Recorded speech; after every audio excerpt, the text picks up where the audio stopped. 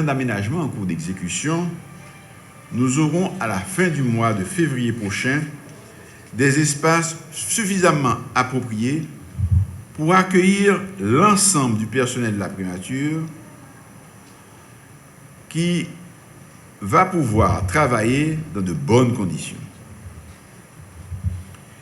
Il va sans dire qu'après un effort pareil consenti par l'État, pour nous doter un lieu de travail aussi attrayant, nous allons demander à chacun de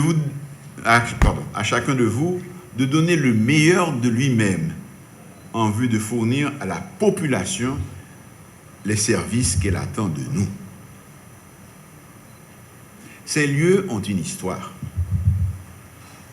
Plusieurs chefs de gouvernement y ont travaillé dans le passé, jusqu'au dramatique tremblement de terre du 12 janvier 2024 qui a ébranlé les fondements de l'immeuble. Dieu merci, nous n'avons pas eu à déplorer ici des pertes en vie humaine.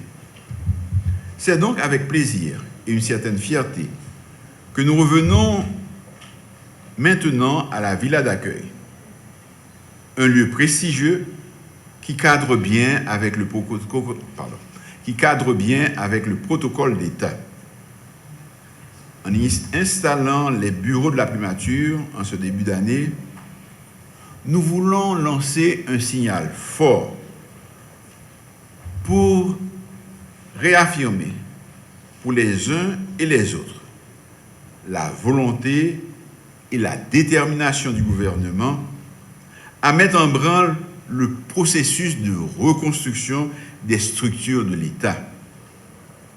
Un État que nous voulons fort, un État opérant dans le cadre des institutions démocratiques, un État soucieux du respect de la règle de droit, un État au service de la population.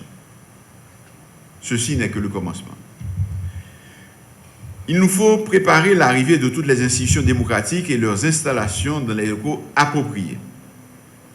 Nous devons au moins entamer la reconstruction du palais national, d'un palais législatif, pour accueillir le Sénat et la Chambre des députés, et pour loger convenablement les différentes administrations qui sont aujourd'hui éparpillées dans des immeubles de location. Il en va du prestige de l'État, de son image aux yeux du public et de sa capacité à servir efficacement le peuple. Cette année, comme je l'ai annoncé, le Fonds national de l'éducation est très avancé dans le projet de construction de 20 établissements scolaires dans la région métropolitaine. En matière de construction d'infrastructures, certains projets sont déjà dans le pipeline et nous aurons l'occasion de les annoncer bientôt. Mais la reconstruction ne concerne pas que les bâtiments. Il nous faut aussi reconstruire notre façon de vivre ensemble, faire renaître chez tous, de tous nos compatriotes, le sens civique, l'amour de la patrie, le respect de l'autre et de la vie. Nous avons trop de méfiance les uns envers les autres. Nous devons construire ensemble cette mentalité nouvelle qui doit animer les Haïtiennes et les Haïtiens. Cette mentalité d'union qui a animé les pères fondateurs et les mères fondatrices de notre nation. Ensemble, nous devons bâtir ce projet commun pour Haïti Nouvelle. Je l'ai dit et je le répète, le temps n'est pas à la division, mais à la concertation.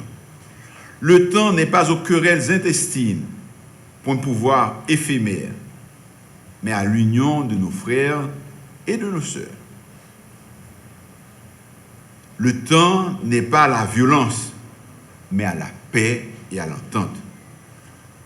Ce sont là des conditions essentielles pour créer la stabilité et la prévisibilité indispensables pour attirer des investissements et les nombreux d'emplois qui nous font tant défaut.